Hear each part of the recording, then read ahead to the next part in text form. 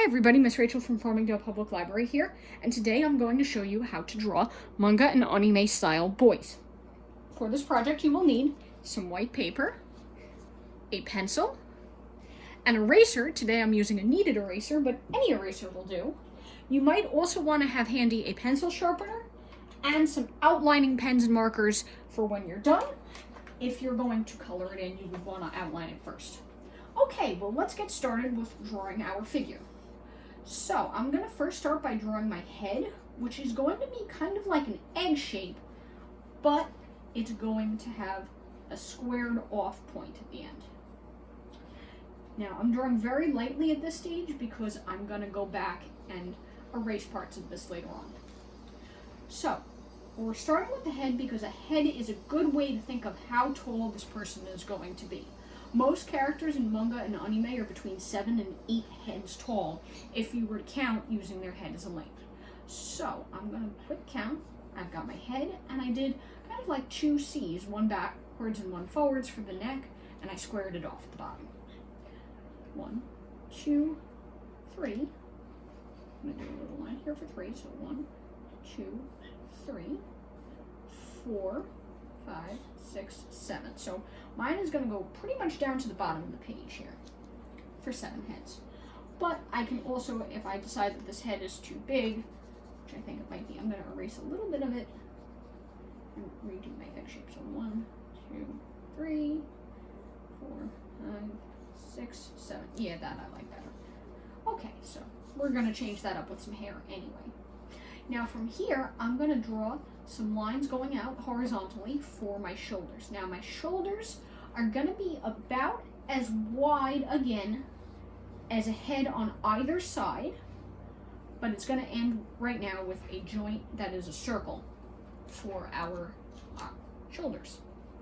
Now from here, about halfway in between this circle joint and the neck, I'm going to make my torso. So from here, and this is going to look kind of like a rectangle, but it's going to be slightly tapered in at the bottom and a little bit squared off.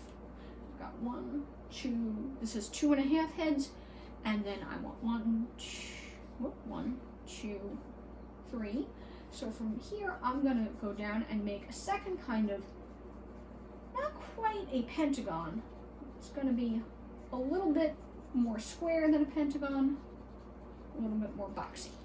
So at about 3.5 heads is where we want our hips to be. So 1, 2, 1.5, 3. Okay, there we go. Now from here, I'm not going to do quite the same figure 8 shape as when we were drawing the girls yesterday. I'm going to do mine a little bit more boxy today. I mean, guys still have hips, but it's not quite as dramatic of a curve. So instead, I'm making these more like rectangles with rounded edges.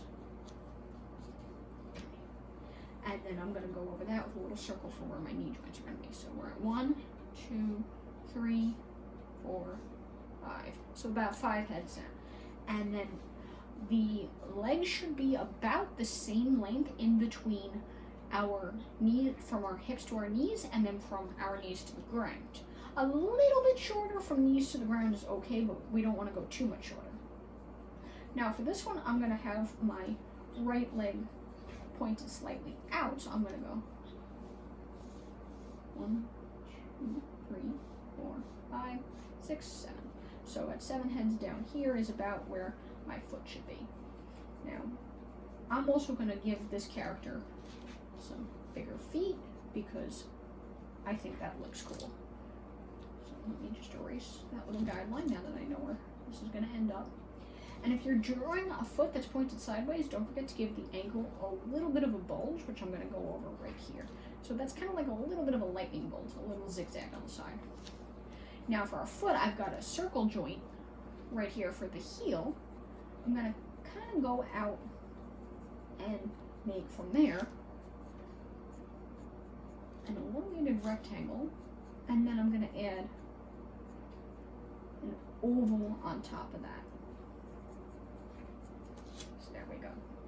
And then we can erase the lines on the inside and then fill it in with whatever kind of shoe we want later on Or you could do toes if you want to do a character who's barefoot. Now I'm going to go down to about the same spot with my ankle here, but you don't want to make it too thin like this. See, this would be a really skinny guy. Now if you're drawing a shoujo manga with a character known as a bishonen, a pretty boy, that might be okay. That might be what you're going for. But if you're drawing more like a shonen manga, you're going to want a more blocky, more muscular looking character. So I'm going to go for something that's kind of in the middle. I personally draw more in a shoujo style, but it doesn't have to be completely shoujo. So I'm going to give him a little bit more of a muscle tone over here, and I'm going to end my foot with a circle joint in pretty much the same spot. Now to draw my other foot, I'm going to have the heel kind of curving in the opposite direction, and then coming forward almost in a rectangle, and then a little bit of a point at the end of that. So I think I'm going to turn these into some running shoes. That's one thing I like to do with those circle joints, is turn them into, say, like a basketball sneaker kind of look. So we could draw on some laces quick on the sides of our shoes over here, give it a bow, like somebody tied their shoes with some bunny ears. And now let's go back up and do the arms. Then we'll fill in his clothes, give him some details on the clothing. So we have our circle joints here for our shoulders, but we're not going to be drawing just directly straight down from there. Otherwise, our guy will look like he's wearing epaulettes with shoulder pads in his jacket. So I'm actually going to go back to the neck, trace down the neck, and then up right before that circle joint. So 1, 2, down, and then give it a little bit of a bump where the shoulder is. So that gives our guy more broad and more defined shoulders, and we are going to be erasing some of this rectangle in here later on. But first I'm going to go down, and I'm going to give my guy a little bit more blocky arms than our girl yesterday. And again though, our arms should end just past, with our hips just past, with our hands just past our hips. So I'm going to give him an arm like that. And arms are never as skinny as you think they are. But for right now, I'm going to just start with that. And then for my hand, I'm going to do kind of like a little fan shape. Come around the side with my thumb. And I think today I'm going to give him a fist on the side. So I'm going to just suggest some little fingers here with some ovals. Okay, now I'm going to go back in, take that elbow joint out of my arm, and clean it up a bit. I'm going to give his shoulders a little bit more drama. Go off that way. And then maybe let's give him some big flowing sleeves. Now, I'm going to do the same on this side. Come down like this. So about even with the top of the waist is where the elbow should be. So in other words, right below the heart. So here we go. I'm going to give him another sleeve like this. I'm going to come down this way. And then I'm going to just suggest his hand on the side here. Let's put it into the pocket of his pants, actually. So we'll go like that. And then I'm going to fill in my jeans around there. Okay, but like I said before, we're going to go back up here, and we're going to erase some of this rectangle. Now we're going to fill in our clothing details. So I'm going to give him a little bit of a wrinkle over there. Maybe some shoulder blades by suggesting a little slash on the shoulders there. And if you don't like your shoulders, you can always go back in, erase, and change the shape. Characters who have broader shoulders are usually more like a hero character, but if you give him maybe some sloping shoulders like that, he might be more of a supporting character or sad character. You just have to decide who it is that you want to draw.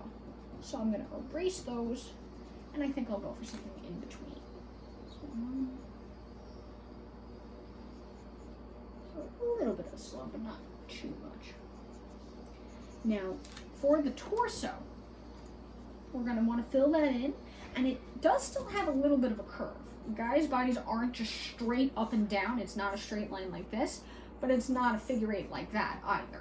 So we're going to just suggest a little bit around the middle, go down, fill in our t-shirt, make a curve around the side of his hips a little because that's what t-shirts tend to do.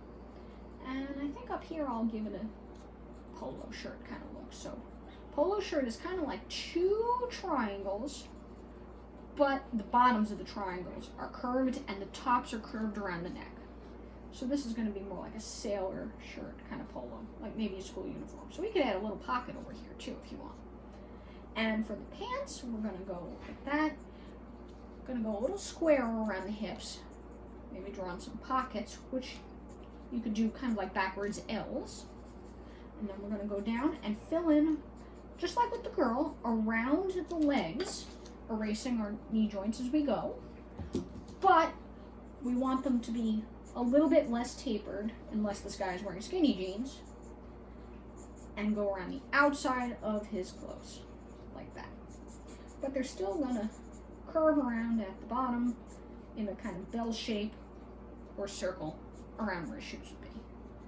And then you could fill this in with some texture, some lines to suggest where the knees would be and where the wrinkles are, like that. And of course, as you shade your picture, you'll add more detail. But let's go up and do the face first. So, like with the girl tutorial, what we're going to do is we're going to first draw a line slightly above the center of the face for where the eyebrows are going to go, and slightly below the center of the face for where the eyes will end. I'm going to do 2 dots in the middle, just below that, for where the bottom of my nose is going to be, and then I'm going to draw kind of like an upside down and backwards 7 going up for my nose. Now we want the nose to kind of bisect the middle of the face or be just off of center, but our nose obviously doesn't go up into our hair, so I'm going to erase that. I'm going to do a line kind of like this, slightly curved, and with another line underneath for the mouth, but since it's small, I've drawn it bigger on the side. Now let's go back in and clean up his jaw a little bit. So we want the jaw to be square-ish, but not too square.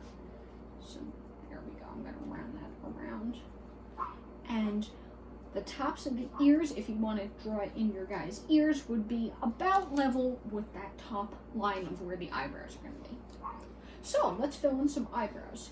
You want to make sure that they're equally spaced from the side of the nose. You don't want one eyebrow further over to the side unless you're drawing a guy who shaves his eyebrows. And for our eyelids, we're going to do underneath those some upside down U's, which I'm going to draw a bigger one over here on the side so you can see. So here's my eyebrow general shape. It kind of follows that guideline, and you might want to fill it in a little bit more, especially at the front. Give it a little bit more dramatic angle like that if you want your guy to have some thicker eyebrows.